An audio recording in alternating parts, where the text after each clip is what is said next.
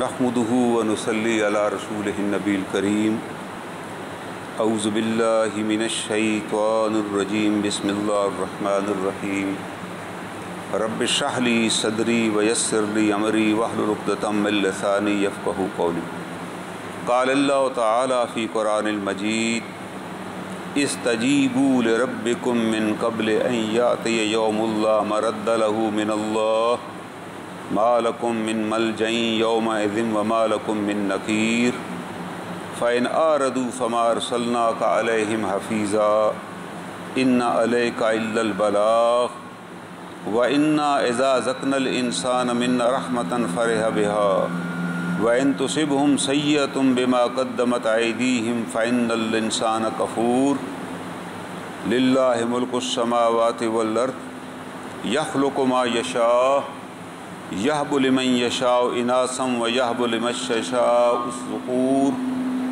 أو يزوجهم ذكرانا وإناثا ويجعل من يشاء عقيما إنه عليم قدير صدق اللہ العلی العظیم۔ یہ سورہ شورى کی آیات کریمہ ہیں جس میں اللہ تعالیٰ ہمیں حکم دے رہے ہیں استجیبوا لربکم کہ تم اللہ تعالیٰ کا حکم مانو۔ اصل ہم دنیا میں بھیجے اس لیے گئے ہیں، اللہ نے ہمیں دنیا میں بھیجا، ہم جنت میں رہتے تھے۔ ہر آدمی سے پوچھا جائے نا، وہ کہے گا جی بڑی آرام دہ رہائش ہونی چاہیے، بہترین کھانا ہونا چاہیے، جو میں چاہوں مجھے ملے۔ یہ کیوں اس کی خواہش ہے؟ اس لیے کہ بیسیکلی جنت کے میں اندر ہی پیدا وہ کیا گیا تھا، انسان کو جنت کے لیے بنایا گیا تھا۔ جناب آدم علیہ السلام کو جنت میں ہی رکھا گیا تھا، اور انسان کی جو ماورائے عقل اس کے اندر جو اللہ نے چپ ڈالی، اس کے اندر وہ پورا جنت کا نقشہ اس کے اندر سمایا ہوا ہے، جو بار بار کہتا ہے کہ میں کسی طرح وہیں پہنچ جاؤں، مجھے وہ ساری نعمتیں اور ساری سہولتیں مل جائیں۔ اس کی جبلت کے اندر یہ رکھی گئی ہے خواہش۔ جیسے آپ گھر میں کوئی شیر پالیں اور کہیں جی ہم نے شیر پالا ہے اور ہم اس کو گھاس کھلاتے ہیں، وہ کبھی بھی آپ گھاس نہیں کھلا سکیں۔ یا بکری گھر پالیں اور کہیں جی ہم اس کو گوشت کھلاتے ہیں، تو کبھی نہیں کھلا سکتے آپ، کیونکہ اللہ نے اس کی سرشت میں، اس کی جبلت میں یہ چیز رکھی نہیں ہے۔ اس کی جبلت میں اللہ نے اس کی خوراک رکھ دی ہوئی ہے، آپ اس کے علاوہ کوئی چیز اسے کھلا ہی نہیں سکتے۔ تو انسان کی جبلت میں وہ جنت کا ماحول، وہ جنت کی نعمتیں رکھی گئی ہیں، یہاں بھی وہ خواہش کرتا ہے۔ تو اللہ تعالیٰ بتا رہے ہیں کہ ہاں تم جنت جا سکتے ہو، تم اسی جنت واپس لوٹائے دیے جاؤ گے اگر تم اللہ کا حکم مانو گے اور اللہ کے رسول صلی اللہ علیہ وسلم کی پیروی کرو گے، تو وہیں پہنچا دیے جاؤ گے۔ اور اگر وہاں تم وہ کام نہیں کرو گے، مرضی کرو گے، پھر اللہ جس دروازے سے چاہیں گے تمہیں جہنم میں پھینک دیں گے۔ کیوں؟ اس لیے پھینکیں گے، اللہ کو دشمن تو نہیں ہے کہ ہمیں اللہ خواہ جہنم میں پھینکے۔ اللہ جہنم میں تب پھینکیں گے جب یہاں ہم لوگوں کی زندگیاں جہنم بنائیں گے، جب ہم لوگوں کے حقوق پامال کریں گے، کسی کی عزت کا خیال نہیں کریں گے، کسی کے مال کا بھی خیال نہیں کریں گے، زور و زبردستی کریں گے، تو اللہ تعالیٰ فرماتے ہیں پھر ہمارے قانون فطرت حرکت میں آ جائے گا، اور وہ قانون آپ کو نہیں چھوڑے گا۔ اس قانون کی جو سزا ہے وہ تمہیں مل کے پھر رہی، پھر تم اس ٹھکانے پہ جاؤ گے جو تم یہاں کردار کر رہے۔ ایک بچہ اگلی جماعت میں اس وقت ترقی پاتا ہے جب اس جماعت کا امتحان پاس کر لیتا ہے، اور اگر نقل مکل پار کر کے وہاں پہنچ بھی جائے تو آگے چل نہیں سکتا، کیونکہ اس کو تو کوئی چیز ہی نہیں آتی۔ تو اللہ تعالیٰ فرماتے ہیں آگے آپ کے پاس دو راستے ہیں، اس دن کی طرف آپ نے آنا ہے لا مرد لہ، جس کو آپ لوٹا نہیں سکتے۔ آپ یہ نہیں کر سکتے کہ جناب اس دن کو آگے پیچھے ہم کر سکتے ہیں کہ جی ہم تاریخ لے لیں گے، تاریخ بھی نہیں ملے گی، وہ وقت مقرر آ جائے گا۔ آپ اگر اتنا بھی کہیں گے اس وقت انسان جب مرنے لگے گا نا، قرآن حکیم میں آتا ہے سورہ یاسین میں کہ وہ فرشتہ جب اس کے سامنے آئے گا اس کی روح قبض کرنے کے لیے، اس کی کیا خواہش ہوگی؟ قرآن نے وہ خواہش بھی بتائی ہے۔ وہ خواہش اس کی یہ ہوگی، اس وقت وہ نہیں کہہ سکے گا جناب ٹھہر جائیں، میں تو عمرہ نہیں کیا ہوا یا حج نہیں کیا ہوا یا میں نے روزے نہیں رکھے، مجھے عصر کے وقت میرا موت کا فرشتہ آ جائے تو میں اسے یہ تو نہیں نہ کہوں گا کہ یار میں نے روزہ نہیں رکھا ہوا تو آپ سحری کے بعد آ جانا، یا میں تو نماز بھی نہیں ابھی تک پڑھی نہیں۔ اس وقت ایک ہی کام ہوگا جس کے لیے کسی شرط کی ضرورت نہیں ہے، کیونکہ نماز اگر میں کہوں پڑھنی ہے تو نماز کا وقت ہی اگر نہ ہو تو وہ مجھے نماز کی میں بات کیسے کروں گا؟ لباس بھی اگر ناپاک ہو، جسم کے لیے طہارت کے لیے بھی پانی نہ میسر ہو. ہاں ایک کام آپ کر سکتے ہیں نیکی کا اس وقت, ایک ہی کام ہو سکتا ہے, وہ یہ کہ میں کہوں کہ میں کچھ صدقہ کرنا چاہتا ہوں, کیونکہ صدقے کے لیے کسی انتظام کی بھی ضرورت نہیں. میں اپنے کسی دوست کو کہہ سکتا ہوں کہ یار یہ جو میرا مال تمہارے پاس ہے اس میں سے اتنا صدقہ کر دینا. اپنی اولاد کو کہہ سکتا ہوں کہ تم اتنا صدقہ کر دینا میری طرف سے, یا میں نے زکوٰۃ نہیں ادا کی سال کی, تم زکوٰۃ ادا کر دینا. یہ میں کیوں اس کے لیے ایک جملہ چاہیے نا کہ بھائی میں آپ کو جو وہاں لوگ موجود ہیں انہیں کہوں کہ یار میری اتنی زکوٰۃ ادا کر دیجیے گا میرے مال میں سے, تو بس وہ جب میں کہہ دوں گا تو میری زکوٰۃ ادا ہوگی نا. اب وہ اگر نہیں کریں گے تو وہ مجرم ہوں گے. لیکن اللہ تعالیٰ فرماتے ہیں ہم تمہیں یہ بات بھی نہیں کہنے دیں. انسان کہے گا کہ ایک لمحہ ٹھہر جائیں, میں ایک بات وصیت کرنا چاہتا ہوں, لا وصیتی, وہ کہے گا نہیں اب وصیت کا وقت ختم ہو چکا. ہم تمہیں یہ بھی نہیں کہنے دیں گے, حالانکہ وہ اللہ کی مخلوق کے لیے دے رہا ہے نا, جو اس نے صدقہ یا زکوٰۃ دینی اللہ کی مخلوق کے لیے دینے ہیں نا. اللہ کہہ رہے نہیں وہ مخلوق کا تو میں خود ذمہ دار ہوں نا, میں کوئی اور بندوبست کرا دوں گا اس کو. لیکن اس نے اپنی صحت اور جوانی میں اس کی طرف توجہ نہیں کیا, موت دیکھ کے تو مانگ رہے, ہم اب اس کو اجازت نہیں دیں گے. سورہ یاسین پڑھیے 3 رکوع, کہ وہ اگر وصیت کے لیے بھی پلٹنا چاہے گا کہ میں گھر والوں کی طرف منہ کر کے انہیں بتا تو دوں, فرشتہ کہے گا نہیں منہ ادھر کرنے کی بھی اجازت نہیں ہے.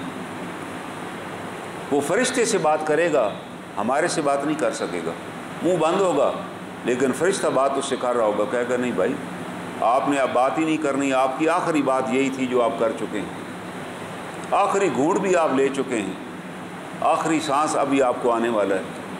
ہم آپ کو وصیت کرنے کے لیے بھی پیچھے نہیں پلٹنے دیں گے, کیونکہ یہ تو آپ نے پہلے کرنا تھا.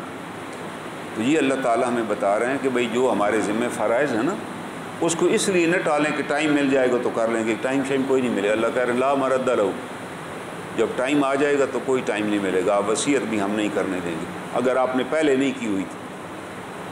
اگر پہلے سے وصیت کی ہوئی ہے تو پھر تو اللہ توفیق عطا کر دیں گے.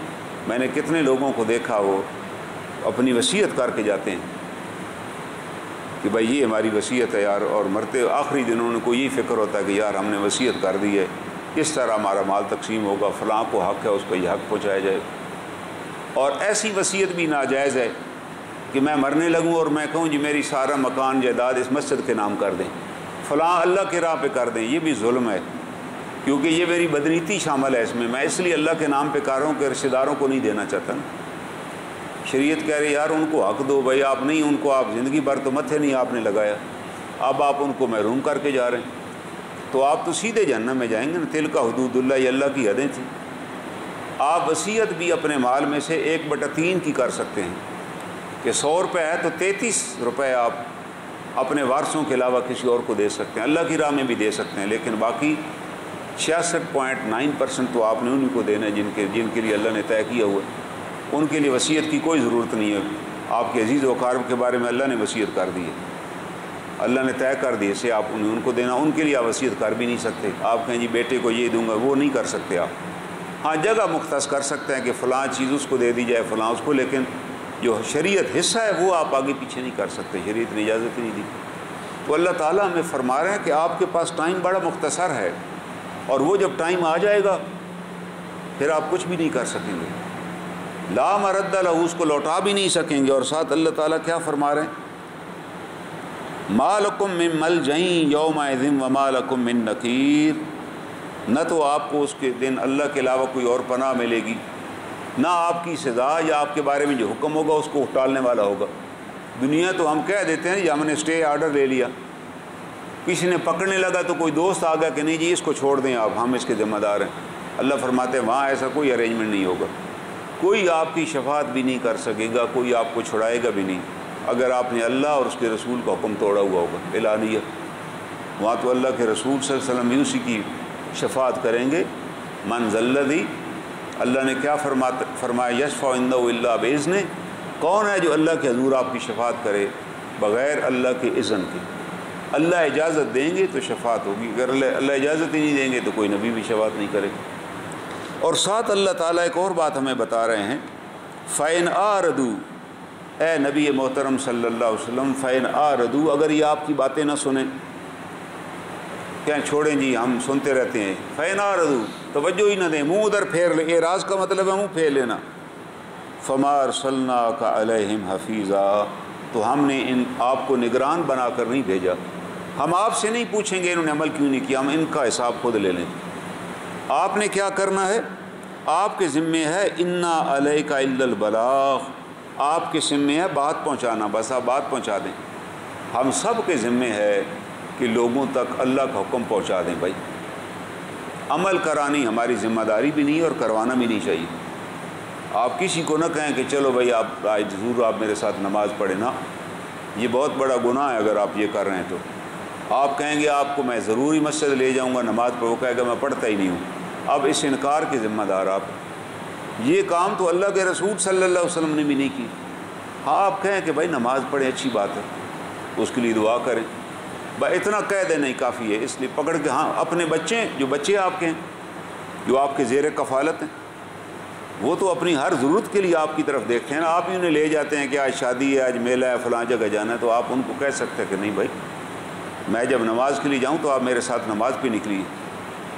ایک صاحب ملے کہ جی بچے نماز نہیں پڑھتے، میں کہا آپ نے کبھی نہیں پڑھی تو بچوں کو کیا بیماری لگی ہے کہ وہ پڑھیں، آپ کبھی مسجد میں آئیں، آپ کبھی آئے نہیں ہیں تو وہ کیوں آئیں گے، آپ اگر ریگولر ہوں گے تو بچوں کو بھی آپ ساتھ لے آئیں گے، بچے بھی عادی ہو جائیں گے، بچوں کو بھی والدین کے حقوق کا پتہ چل جائے گا، وہ بھی ان کی، اگر آپ خود بھی کق پتہ نہیں ہے تو آگے آپ نے کیا بتانا ہے، وہ کیا عمل کریں گے، تو اللہ تعالیٰ فرماتے ہیں آپ نے صرف بات پہنچانی ہے، وما علینا الا البلاغ، بات پہنچا دیں، توفیق اللہ نے دینی ہے، آپ کی ڈیوٹی پوری ہو گئی، آپ کی ڈیوٹی ہے اپنی اولاد کو کہنا، اپنی بیوی اور بچوں کو کہنا، نصیحت کرنا ضروری ہے، یا آپ ضرور کہیں کہ بھائی یہ نہ کریں یار، لیکن اگر آپ کہیں گے میں ایک صاحب ہمارے دوست سے کہہ لگی جی میں ہم نے کون سی، او جی میں اپنی اولاد کو بھی یہ نہیں کہتا،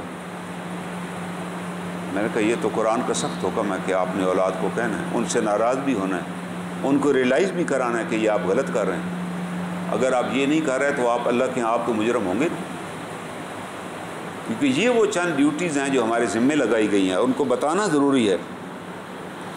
اب اللہ تعالیٰ اگلی بات فرما رہے ہیں وَإِنَّا إِذَا أَذَقْنَا الْإِنسَانَ مِنَّا رَحْمَةً فَرِحَ بِهَا، جب ہم انسان کو اپنی رحمت کا مزہ چکھاتے ہیں، فرح بہا، وہ بڑا خوش ہوتا ہے، بعض اوقات اکڑ ہی جاتا ہے، کہتا ہو جی میں نے بڑی محنت کی، ہم نے یہ کارنامہ کیا، میں نے یہ فراڈ کیا تو یہ ہو گیا جی، ہمارے پاس تو بہت کچھ ہے، اللہ فرماتے ہیں یہ آپ کی خام خیالی ہے، یہ ہماری رحمت ہے جو آپ کو کوئی چیز ملی ہوئی ہے، یہ مال جو ہے ہمارے پاس ہے نا، یہ کوئی خطرے کی چیز نہیں ہے، اس مال کو فتنہ کہا گیا قرآن نے، فتنے سے مراد کوئی خطرے والی چیز نہیں، فتنے سے مراد امتحان ہے، کہ آپ کے پاس مال کا ہونا امتحان ہے کہ آپ اس کا حق نکالتے ہیں کہ نہیں نکالتے، اس مال کو خیر کہا گیا، یہ خیر کی چیز ہے، کیونکہ مال ہوگا تو آپ کسی کے آگے دست سے سوال نہیں دراز کریں گے، جو سب سے اہم بات ہے کہ مومن کا یہ کام نہیں ہے کہ لوگوں کے آگے دست سے سوال دراز کرے کہ بھائی مدد کرو میرے پاس کچھ بھی نہیں، وہ آدمی سوال کیسے کر سکتا ہے جس کے پاس گھر میں بھی کھانے کو کچھ نہیں ہو، وہ اس کو اجازت ہے کہ وہ سوال کرے کہ میرے پاس کچھ بھی نہیں ہے جی، آج مجھے 3 دن ہو گئے میں بھوکا ہوں، اب اللہ اس کا سبب بنا دیں گے، اللہ کا حکم ہے یہ، جس نے 3 دن صبر کیا اس کا رزق کا بندوبست میں کر دوں گا، اس نے مجھ پر بھروسہ کیا، لیکن یہ نہیں ہے کہ میرے پاس سب کچھ ہے اور میں روٹین کے مطابق مانگتا پھروں اور لیتا پھروں اور اکٹھا کروں،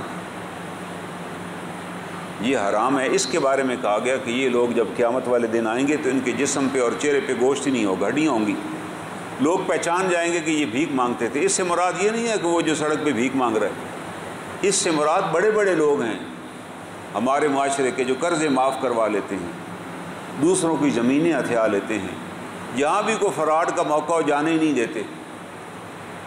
حج کا موسم آ گیا تو جا کے سرکاری حج والوں میں نام لکھوا لیا کہ چلیں جی اس بہانے ہم بھی حج کر کے آ جائیں۔ او بھائی آپ تو صاحب نصاب ہو، آپ کے پاس تو آپ خود حج کریں، آپ کدھر اس پیسے سے جا رہے، آپ کس طرح اس کے اندر شامل ہو گئے؟ وہ سمجھتا ہے فقیروں، یہ آپ نے فقر کا مظاہرہ کیا ہے، آپ بھکاری بنے ہیں کہ آپ نے کہا جی میرا نام اس میں ڈالیں، جبکہ آپ خود جا سکتے تھے۔ وہ حج بھی قبول نہیں ہوگا اور قیامت والے دن چہرے پہ گوشت نہیں ہوگا کہ اس نے بھیک مانگ کے حج کیا تھا، بھیک مانگ کے عمرہ کیا تھا۔ بھائی آپ نہیں کر سکتے تو نہ جائیں، اگر ہیں تو خود اپنے مال سے کیجیے۔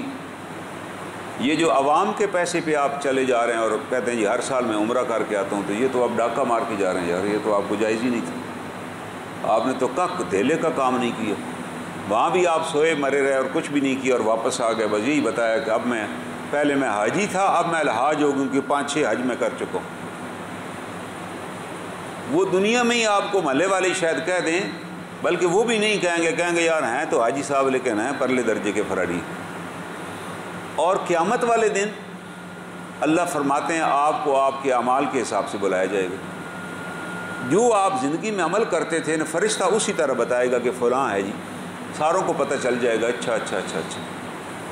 تو اللہ تعالیٰ بتا رہے ہیں اس دن سے ڈریے، وہ دن بڑا سخت ہے۔ ہم جب تمہیں نعمت عطا کرتے ہیں فارغ بے ہاتھ، اکڑنے کی تو ضرورت ہی نہیں۔ جب اللہ نعمت عطا کریں تو کیا کریں؟ اس کا شکر ادا کریں۔ شکر 2 ہیں، ایک زبانی شکر ہے کہ میں کہوں الحمدللہ اللہ کی بڑی مہربانی ہے، میں اس کا حقدار تو نہیں تھا مگر اللہ نے مجھے عطا کیا، مجھ سے بڑے بہتر لوگ تھے، پڑھے لکھے بڑے محنتی، لیکن اللہ نے مجھے ان سے زیادہ نوازا، اس کی بڑی مہربانی ہے۔ دوسرا عملی شکر ہے، وہ لازمی ہے، زبانی شکر اور عملی شکر، کہ ہر وہ آدمی جو محتاج ہے، ہر وہ آدمی جو مستحق ہے جس کو میں جانتا ہوں، جب مجھے اس کی ضرورت کا پتہ چلے میں اس کی مدد کروں، یہ عملی شکر۔ اگر میں یہ بھی نہیں کر رہا تو پھر بھی میرا مال میرے لیے مصیبت کا باعث بن جائے گا، میں نے حق ہی ادا نہیں کیا۔ قرآن پاک میں آتا ہے آسن کما آسن اللہ، لوگوں پر احسان کرو جس طرح اللہ نے تم پر احسان کیا تھا۔ یہ جملہ ہے قرآن کا ایک۔ جب قارون تھا نا، وہ گھر سے جب نکلتا تھا تو ظاہر ہے وہ بڑا جاگیردار تھا، اس نے بڑی زمینیں خریدی، بیکار آدمی تھا بیسیکلی، گورکن ٹائپ تھا وہ کوئی۔ پھر اس نے 2-4 بندے رکھ لیے قبریں کھودنے والے۔ پھر اس نے کہا کہ یار پلان کیا اس نے کہ یار کوئی ایسا کام کیا جائے نا جس میں بڑی انکم ہو۔ اس نے ایک ٹکڑا اراضی لے لیا، وہاں کو باغ شاغ لگا لیا اور اس کا نام رکھ دیا رائل گریو یارڈ، شاہی قبرستان، کہ جناب یہ شاہی قبرستان ہے، جو بڑے بڑے امراء ہوں گے وہاں ان کی تدفین کریں گے، ان کے لیے یہ وہاں اس طرح کی قبریں بنیں گی، اس طرح کے راستے بنیں گے، ہر قبر کے اوپر ایک مجسمہ بھی بنا ہوا ہوگا۔ تو لوگوں نے اپنی قبریں بک کرانی شروع کی، اور وہ بیکار ترین زمین جس پہ شاید کوئی گھر بھی نہ بناتا، اس سے وہ ارب پتی ہو گیا۔ بڑے بڑے ورثاء اور منسٹر سے رابطہ کریں کہ بھائی ہمیں فلاں جگہ فلاں لائن میں ہمیں قبر چاہیے، کیونکہ اس زمانے میں بادشاہ بھی اپنی زندگی میں مقبرے بنواتے تھے، احرام مصر زندگی میں بنوا لیتے تھے، اس پہ کروڑوں روپے خرچہ آتا تھا اس زمانے میں۔ تو لوگ بھی کہتے تھے جی ہمارا باپ بادشاہ کا درباری ہے، ہمارے باپ کی بھی قبر وہاں بنی ہوئی ہے، ہم نے اتنا پیسہ خرچہ کیا ہوا۔ اور تو خرچہ ہوتا کوئی نہیں تھا نا، آج تو کئی اور خرچے ہم نے نکالی، اس وقت اور تو خرچہ نہیں تھا، پیسہ بڑا تھا، سونا کا وافر تھا۔ وہ امیر ترین ہو گیا تھا بھی بنی اسرائیل میں سے، باقی لوگ غلام تھے، انہیں غلاموں سے ایک امیر ترین آدمی بن گئے۔ اور جب وہ باہر نکلے تو اس زمانے میں اپنا خزانہ بھی ساتھ، اونٹوں پہ اس کے بکسے لکڑی کے لدے ہوئے جس کے اندر خزانہ ہوتا اور ساتھ غلام ہوتے جن میں کچھ چابیوں کو اٹھائے ہوتے، وہ ساتھ ساتھ چلتے۔ اے ٹی ایم کا تو رواج نہیں تھا نا، باپ میں نے جگہ رستے میں خریدی تو ادھر ہی اس نے کہا جی 5000 سکے، ادھر ہی اس نے حکم دیا، انہیں بکسہ کھولا اور 5000 دے دی، پیسہ ساتھ لے کے چلتا تھا وہ۔ اور قرآن میں آتا ہے کہ کئی غلام اس کی گرام تھک جاتے تھے اس کے خزانے کی کنجیاں اٹھا کر، کنجیاں گلے میں انہوں نے بڑی بڑی ڈالی ہوتی تھی، وہ ساتھ ساتھ پتہ تھا جی پھر قارون صاحب تشریف لا رہے ہیں۔ اور قرآن کہتا ہے جب وہ ایک دن نکلا تو اس کے قبیلے کے لوگ بیچارے بڑے غریب تھے، وہ مزدوریاں کرتے تھے، ان میں سے ایک نے کسی نے کہا کہ یار دیکھو جس طرح اللہ نے تجھ پر احسان کیا ہوا ہے نا، تو لوگوں پر بھی تو احسان کرنا اور آخرت میں اپنا حصہ کما لے تاکہ تمہیں آخرت میں اس کا اجر مل جائے، یہ کرو تم۔ اس نے کہا کیوں کروں؟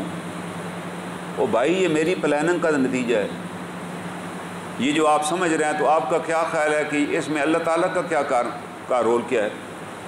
یہ میری عقل مندی ہے کہ میں نے بیکار ترین جگہیں خریدی، زمینیں خریدی، پھر وہاں باغات لگائے، پھر کسی کو آئیڈیا ہی نہیں آیا قبرستان کا قبرستان بنایا جائے، یہ تو میرا آئیڈیا تھا۔ شاہی قبرستان کے ساتھ میں نے جگہ لے کے تو بجائے کالونی بنانے کے میں نے کہا قبرستان بناؤ جا، اور میں نے اتنا پیسہ کما لیا. لوگ بڑی بڑی سفارشیں لے کر آتے ہیں کہ فلاں آپ ابھی بھی کسی بڑے شہر میں چلے جائیں نا تو جا کے کہیں جی میت دفنانی ہے ادھر، جو وہ پہلے تو کہے گا گورکن کی جگہ کوئی نہیں ہے. آپ اس کو علیحدہ لے جا کے پیسے دیں گے تو پیسے کے حساب سے وہ کہے گا اچھا ٹھیک ہے جی میں فلاں جگہ ہم نے قبر رکھی ہوئی ہے آپ کو وہاں دے دیتے ہیں جگہ. یہ میں نے خود دیکھا ہے اس بات کو کہ انہیں ایسے جیلی قبریں بنائی ہوتی ہیں. کراچی ہے، فیصل آباد ہے، بڑے بڑے علاقے ہیں، بڑے بڑے لوگ ہیں، وہ آتے ہیں قبر کہ جی قبر جگہ ہی نہیں ہے جی، وہ آپ ادھر چلے جائیں یہاں تو نہیں جگہ. وہ کہتے ہیں نہیں یار ہمیں تو یہیں دفن کرنا ہے، یہاں ہمارا دادا. کہتا ہے ٹھیک ہے، پھر کوشش کر لیتے ہیں، بنا لیتے ہیں جی قبر، آپ اتنے پیسے ہمیں دے دیں. یہ تو آج کل ہو رہا. اس وقت کیا ہوتا تھا؟ اور پھر اس میں سے چند مومن لوگوں کے خیال یہ آیا کاش ہمارے پاس بھی یار اتنا مال ہوتا. انسان ہے نا، کسی کا مال دیکھ کے ہمیں خیال آتا ہے کہ یار کاش میرے پاس بھی یہ ہوتا، میرے پاس بھی اتنی بڑی گاڑی ہوتی، اتنا بڑا گھر ہوتا، اتنے بڑے پیسے، اتنا مال ہوتا. اللہ تعالیٰ فرماتے ہیں کہ پھر ہم نے کیا کیا؟ ہم نے اس کو زمین میں دھسا دیا. اس کے بڑے جرائم تھے. اس کا ایک جرم یہ بھی تھا اس نے ایک خاتون کے ساتھ سودا کیا کہ میں تمہیں اتنے پیسے دوں گا، تم نے حضرت موسیٰ علیہ السلام پر الزام لگا دینا. یہ بہت بڑا گناہ تھا بھائی، وقت کے پیغمبر پر الزام لگانا.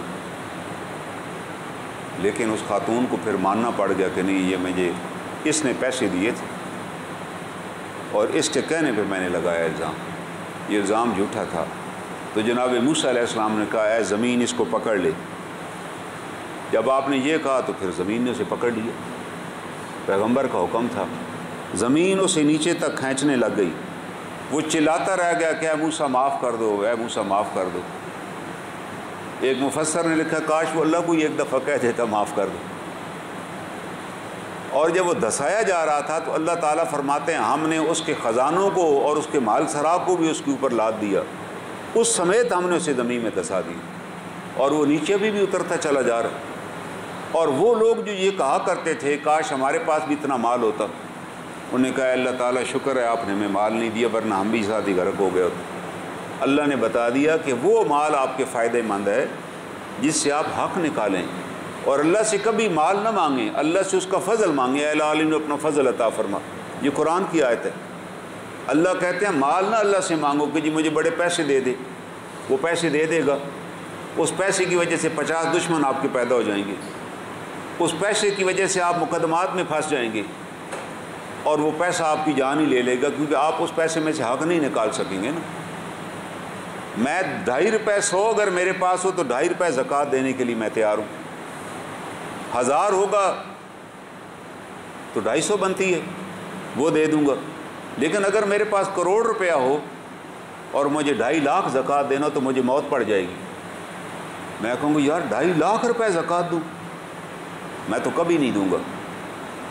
جتنا مال بڑھتا جائے گا آپ کا دل جو ہے وہ سکڑتا چلا جائے گا. یہ مال ہے ہی ایسی چیز. اگر خیر کی چیز ہوتی تو اللہ کے رسول صلی اللہ علیہ وسلم اپنے لیے مال مانگتے نا. آپ نے کہا اے الہ العالمین مجھے اور میری اہل بیت کو ضرورت کا مال دینا جس سے ان کی گزر اوقات ہو جائے. کسی کے آگے دست سوال نہ دراز کریں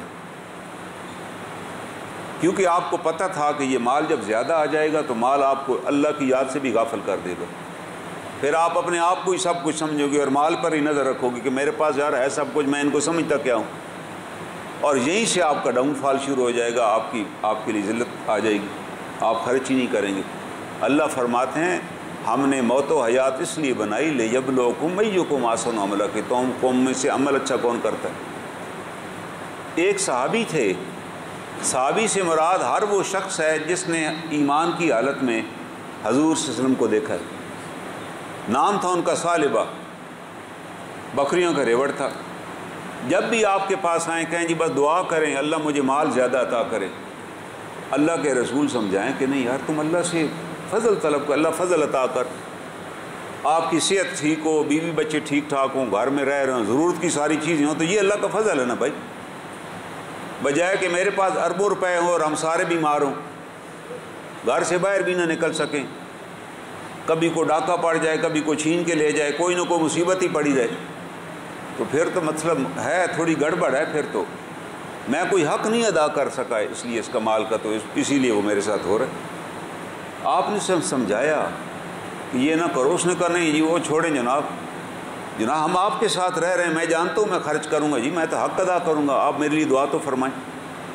اس نے عاجزی کر دیا آپ کو، جب عاجزی کر دیا تو پھر آپ نے دعا کی اے الہ العالمین اس کو مال عطا کر۔ بھائی جب اللہ کے رسول صلی اللہ علیہ وسلم تمہیں منع کر رہے ہیں تو بس کافی ہے یار، صبح و شام بس دعا فرمائیں جی بس۔ نتیجہ یہ نکلا کہ اس کے پاس جو بکریوں کا ریوڑ تھا نا وہ اتنا پھیل گیا کہ 2-3 محلوں میں جدھر بھی کوئی جائے تو اس کی بکریاں پھر رہی ہوں، جگہ کوئی نہیں تھی۔ محلے والے بھی تانگ آ گئے، انہوں نے کہا بھائی صاحب ادھر جو آپ نے 2000 بکری رکھی ہم تو گزر بھی نہیں سکتے یہاں سے، آپ شہر سے باہر چلے جائیں۔ اس نے بھی سوچا ہاں یار یہاں لوگ بھی تنگ ہوتے ہیں اور مال بھی تنگ ہوتا ہے، تو مدینہ منورہ سے باہر اس نے جگہ خریدی، ایک وادی خریدی، وہاں چلا گیا۔ اب پہلا نقصان تو یہ ہوا کہ یہاں 5 نمازیں مسجد نبی میں پڑھتا تھا، اب باہر جانے سے تو 5 نمازیں تو ویسے گئی نا وہ۔ اب وہ جمعے والے دن آئے جمعہ پڑھنے کے لیے، آپ پوچھیں خیربا جی بڑا مال ہے، بس دعا فرمائیں جی اللہ اور برکت دے۔ پھر اس کے اتنا مال ہو گیا کہ مدینہ کو قافلہ آنا ہوتا تو ان کو مصیبت پڑ جاتی، وہ کہتے یار شہر سے باہر جیسے ہی جائیں تو آگے جناب 2,500-3 ہزار بکری پھر رہی ہوتی، ہمیں انتظار کرنا پڑتا ہے کہ یار ان کو آگے پیچھے کرے تو ہم وہاں سے گزر کے جائیں۔ اس نے کہا نہیں یار شہر کے قریب بھی نہیں ہونا چاہیے، یہ فارم ہاؤس کہیں دور شفٹ کرتے ہیں۔ ایک اور وادی تلاش کی جہاں پانی اور سایہ چشمہ تھا، وہاں چلا گیا۔ وہاں پھر خوب اس کا مال پھیلا، اتنا پھیلا کہ جمعے کی نماز بھی جاتی رہی۔ کیا یار جمعے والے دن میں ان کے جانوروں کو دیکھوں یا جمعے پڑھوں؟ بھائی میں چلا جاؤں تو پیچھے غلام کام ہی نہیں کرتے۔ آپ نے پوچھا وہ کدھر گیا صالبہ؟ انہوں نے کہا جی وہ آج کل ادھر ہی ہوتا ہے۔ آپ نے کہا میں نے اسے منع کیا تھا، مال جو ہے تمہیں۔ پھر حکم آ گیا زکوٰۃ کا کہ بھائی آپ زکوٰۃ دیں مال میں سے۔ آپ نے ایک جماعت بھیجی 2 افراد کی کہ جاؤ ان تمام قبائل کو بتاؤ کہ اگر آپ کے پاس 100 بکریاں ہیں تو اس میں 4 یا 5 بکریاں اس کیفیت کی آپ نے اللہ کی راہ میں دیں۔ اس کے پاس گئے، اس نے کہا کیا کتنی، کیا کہا؟ اس نے کہا جی 100 میں سے اتنی بکری۔ اس نے کمال ہو گئی یار، کہتے یار لینی ہے تو 1-2 بکریاں لو اور جاؤ، آپ کو تو نہیں نا پتہ میں نے یہ 5-10 ہزار جو بکری ہے میں نے کیسے پالی ہے، آپ کہتے ہو ہر 100 پہ اتنی دینی ہے، یہ کرنے کی بات نہیں ہے، یہ نہیں ہو سکتا، آپ جو 2-4 لینی ہے تو لے جاؤ۔ انہوں نے کہا بھائی یہ نہیں، حکم یہ نہیں ہے، حکم یہ ہے کہ 100 پر اتنی بکری۔ کہتا اچھا آپ جائیں پھر باقی قبیلوں سے لے لیں، جب ان قبائل نے دی تو پھر میرے پاس بھی آ جانا، مجھے نہیں یقین کہ آپ کو کوئی اس سکیل کے مطابق بکریاں دے، جائیں آپ جہاں سے چلے جائیں۔ وہ چلے گئے، باقی جس قبیلے میں گئے وہ صاحب ایمان لوگ تھے، انہوں نے کہا جی حکم تھا کہ آپ نے اوسط درجے کی بکری منتخب کرنی ہے، نہ بالکل چھوٹا بچہ نہ بالکل بڑی، بس درمیانے درجے کی۔ وہ جس قبیلے میں گئے نا اس نے کہا جی درمیانے درجے کی بکری ہم نے نہیں دینی، ہم تو بہترین بکری دیں گے۔ انہوں نے کہا بھائی یہ بکریاں آپ نے حضور صلی اللہ علیہ وسلم کی خدمت میں پیش کرنی ہیں، ہماری بےزتی ہے کہ ہم ایسی کوئی ایوریج بکری آپ کو دے دیں، جب اللہ کے راہ میں نکالنا ہے تو ہم تو بہترین بکریاں دیں گے۔ اور انہوں نے کہا اس کا ہمیں حکم نہیں ہے۔ اس نے کہا ہم ساتھ چلیں گے آپ کے پاس، ہم کہیں گے ہم نے خود اپنے مال میں سے سلیکٹ کی، تو بہترین جانور لوگوں نے دیے۔ وہ پھر لے کر وہاں سے گزرے، صالبہ کے پاس پھر آئے کہ بھائی صاحب ہم جا رہے ہیں، یہ دیکھ لو۔ دیکھا، کہتا یار مجھے تو ان کی عقل پہ ماتم کرنے کو دل کرتا ہے کہ یار انہوں نے اپنا بہترین مال تمہیں دے دیا۔ کہتا اچھا انہوں نے دے دیا، میں ایسی حماقت نہیں کروں گا، آپ جائیں بتا دیں میری طرف سے۔ اور یہی بات اللہ کے رسول صلی اللہ علیہ وسلم کو بتا دی گئی کہ بھائی سال بعد زکوٰۃ دینے کے لیے تیار نہیں ہے۔ وہ کہتے ہیں یہ جسٹیفائی نہیں ہے، یہ جو آپ نے جو حساب کتاب لگایا یہ کوئی انصاف پہ مبنی نہیں ہے یار، کہ ٹھیک ہے اگر میرے پاس 100 ہوتی تو میں دے دیتا 4-5، لیکن میرے پاس جتنے 1000 ہیں، یہ کوئی کرنے والی بات ہے کہ اس میں سے میں اتنی دے دوں؟ میں بالکل نہیں دوں گا۔ پھر قرآن کی آیات نازل ہو گئی جس میں اللہ نے کہا کہ بعض لوگ ایسے ہیں وہ اللہ سے وعدہ کرتے ہیں اے اللہ اگر تو ہمیں مال دے گا ہم حق ادا کریں گے، جب اللہ ادا کرتا ہے تو پھر بخیلی پہ اتر آتے ہیں، کہتے ہیں ہم تو نہیں دیتے۔ پھر اس کے قبیلے والے نے اس سے جا کر بتایا کہ بھائی صاحب آپ کے بارے میں تو آیت نازل ہو گئی ہے کہ جس کو پھر اللہ مال دیتا ہے وہ پھر نہیں دیتے، بخیلی کرتے ہیں۔ انہوں نے کہا یار ہم تو وہاں منہ دکھانے کو قابل نہیں ہیں، کیونکہ یہ آیت ہر بندے کو پتہ کہ تیرے بارے میں نازل ہوئی ہے۔ وہ پھر زکوٰۃ کی بکریاں اس نے کو اکٹھی کی اور پھر مدینہ طیبہ آیا، روتا ہوا آ کے کہنے لگا جی مہربانی فرمائیں، وہ سنا آیت کو نازل ہو گئی ہے، اب اس کو لے لیں۔ اللہ کے رسول صلی اللہ علیہ وسلم نے فرمایا کہ اب نہیں، اب قرآن کی آیت آ چکی ہے بھائی، اب قرآن میں اللہ نے تیرے بارے میں کہہ دیا ہے، ایک پوری جماعت کے بارے میں اللہ نے کہہ دیا۔ قیامت تک کس طرح کے لوگ ہوں گے نا جو دل میں کہتے ہوں گے اللہ اگر ہمیں یہ دے گا تو ہم یہ حق ادا کریں گے، جب اللہ دے دیتا ہے تو پھر وہ پکے ہو کے بیٹھ جاتے ہیں۔ آپ نے فرمایا نہیں، میں تمہاری زکوٰۃ قبول نہیں کروں گا۔ اس نے دل میں سوچا کہ چلو یہ بھی اچھا ہی ہے نا، ہم نے تو پیش کر دی، نہ لیں، اب مجھے کوئی گلہ تو نہیں دے سکتا، کہیں گے ہم تو آئے تھے۔ اگر وہ دینے والا ہوتا نا تو جاتا ہی نہیں وہاں سے، کہتے جی میں جاؤں گا ہی نہیں جب تک آپ قبول نہیں کریں گے۔ ایسے بھی صحابی ہیں، ایک صحابی آیا کہ جی مجھ سے غلطی ہو گئی، اس نے مسجد نبوی صلی اللہ علیہ وسلم میں ایک لکڑی کا درخت تھا، پلر جیسے ہوتے ہیں، یہ سیمنٹ کے ایک پلر تھا مسجد میں، اس کے ساتھ اپنے آپ کو باندھ لیا کہ میں اپنے آپ کو کھولوں گا ہی نہیں جب تک اللہ مجھے معاف نہیں کریں گے۔ وہ پتہ نہیں 27 دن تک بندھے رہے، اپنے آپ کو انہوں نے نہیں کھولا۔ جب قضائے حاجت کے لیے جانا ہوتا تو ان کو کھولا جاتا، وہ جاتے، پھر وضو کر کے آ جاتے، نماز کے وقت انہیں کھولا جاتا، پھر دوبارہ اپنے آپ کو باندھ لیتے۔ اللہ کے رسول صلی اللہ علیہ وسلم نے فرمایا کہ کاش تم میرے پاس آ جاتے، میں تیرے لیے اللہ سے دعا کرتا، اللہ تمہیں معاف کر دیتے، تم سے غلطی ہوئی ایک، تم نے یہودیوں کو ایک راز کی بات بتا دی جو تمہیں نہیں بتانی چاہیے، اب اللہ کے فیصلے کا انتظار کرو۔ پھر اللہ نے ان کی توبہ قبول کر لی، قرآن میں آیات نازل ہو گئی کہ وہ جس شخص نے باندھا ہے ہم نے اس کی توبہ قبول کر، اس نے اخلاص کے ساتھ توبہ کی ہے۔ تو اللہ کے رسول صلی اللہ علیہ وسلم تشریف لائے، آیت سنائی گئی، آیت گھر میں نازل ہوئی تھی، تو صحابہ کو جب پتہ چلا کہ ام المومنین نے بتایا دیگر خواتین کو کہ ان کی اللہ نے معافی قبول کر لی، آیت نازل ہو گئی ہے، تو صحابہ ان کو کھولنے کے لیے انہوں نے کہا نہ، مجھے اللہ کے رسول ہی کھولیں گے تو میں کھولوں گا، مجھے نہ کھولا جائے۔ پھر اللہ کے رسول صلی اللہ علیہ وسلم آئے، ان کو کھولا گیا۔ اللہ نے ان کی اس توبہ کا کیا انتظام کیا۔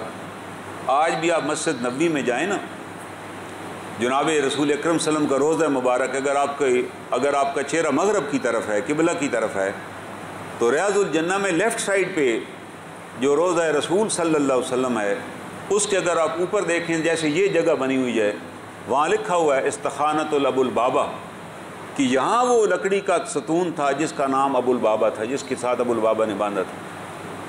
1500 برس ہو چکے ہیں، وہاں سے چیزیں بھی لوگوں نے مٹا گئی، ختم ہو گئی نشانیاں، مگر ابو البابا کا نام ابھی بھی وہاں لکھا۔ کبھی جائیں تو ضرور دیکھیے گا، کسی عرب سے پوچھیے گا استخانہ ابو البابا کدھر تھا اور کدھر وہ اس کا نام لکھا، وہ آپ کو دکھائے گا یہ جی لکھا ہوا ہے۔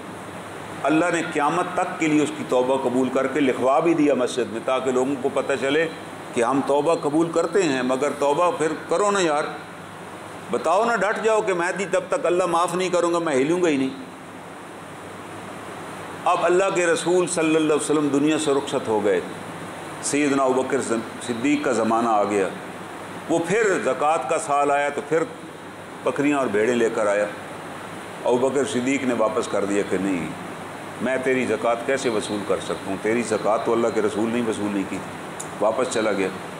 حضرت عمر کا دور بھی آیا، پھر آیا کہ جی میں وہ زکوٰۃ دینا چاہتا ہوں، بڑا مال ہے جی میرے پاس، آپ نے کہا نہیں، تمہاری زکوٰۃ نہیں وصول کی جائے گی۔ اسی نفاق کے اوپر اس کی موت ہوئی، اللہ معاف کرے۔ دیکھو کتنی بدبختی ہے، ایک شخص نے کلمہ پڑھا حضور علیہ الصلوۃ والسلام کے دست مبارک پہ، دعا بھی کرائی، لیکن مال کی محبت کی وجہ سے کیا ہوا، دھتکارا گیا، اس کی مال زکوٰۃ ہی نہ اللہ کے رسول صلی اللہ علیہ وسلم نے قبول کی، نہ ابوبکر صدیق نے، عمر فاروق کے زمانے میں مر گیا۔ تو لوگوں نے کہا یہ وہ شخص تھا جس کی زکوٰۃ اللہ نے لینے سے منع کر دیا تھا۔ تو یہ جو مال ہے نا کسی کی راہ میں نہ خرچ کرنا، یہ صرف اس زمانے کے لیے واقعہ نہیں ہے، یہ قیامت تک کے لیے اللہ نے بتا دیا کہ یار اگر تم مال نہیں دو گے تو میں مہر لگا دوں گا، تم سے تمہارا مال لینے والا ہی کوئی نہیں ہوگا، کوئی لینے والا ہی نہیں ہوگا کہ تم کسی کو دے ہی بھی سکو، مقدمات پر ہی خرچ ہوگا، جلائی جھگڑوں میں خرچ ہوگا، اللہ کی راہ میں نہیں خرچ ہوگا۔ آپ کتنے بندے آپ عدالتوں میں چلے جائیں، وہاں 2-3 گھنٹے بیٹھیں اور دیکھیں، آپ کو بے شمار لوگ مل جائیں گے، آپ کہیں گے اچھا یہ وہ لوگ ہیں جن کو اللہ نے دھتکارا ہوا ہے، ان کا مال خرچ نہیں ہوگا، یہ ماں باپ کو بھی حصہ نہیں دیتے، اولاد کو بھی نہیں دیتے، رشتہ داروں پہ بھی غصب کیے بیٹھے ہوئے ہیں، اور خود اتنی ان کو بیماریاں ہیں، ان کا مال قبول ہی نہیں کیا جاتا، اللہ نے دھتکار دیا ہوا، اللہ نے پھٹکار دیا ہوا ہے۔ جی اللہ تعالیٰ میں بتا رہے ہیں کہ کہ بھائی اس دن کے آنے سے پہلے پہلے اس کا حق نکالو۔ اور اللہ نے فرمایا اللہ سے فضل مانگو، اللہ مجھے فضل اپنا عطا فرما۔ آپ کو صحت ہو، آپ کے پاس سب کچھ ہو، آپ کھانا کھائیں ہضم ہو جائے تو اور آپ کو کیا چاہیے، بجائے کہ آپ کہیں جی میرے پاس اربعہ روپے ہیں لیکن میں کھانا نہیں کھا سکتا، میں یہ نہیں کر سکتا، میں وہ نہیں کر سکتا، تو پھر اس مال کا کیا فائدہ ہوا؟ وہ تو آپ صرف حساب ہی جا کر دیں گے قیامت والے دن، اور اللہ کہتے ہیں ہم حساب لیں گے۔ اور پھر اللہ تعالیٰ فرماتے ہیں وَإِن تُصِبْهُمْ سَيِّئَةٌ بِمَا قَدَّمَتْ أَيْدِيهِمْ فَإِنَّ الْإِنسَانَ كَفُورٌ، کہ جب اس پر کوئی مصیبت آ جاتی ہے بما قدمت ایدیم، اپنے ہی کرتوتوں کی وجہ سے، تو پھر وہ ناشکری کرتا ہے، کہتا ہے جی اللہ نے ہمیں دیا کیا ہے، وہ جی اللہ نے ہمیں کیا دیا ہے جی، یہ تو ہماری اپنی محنت کا نتیجہ تھا۔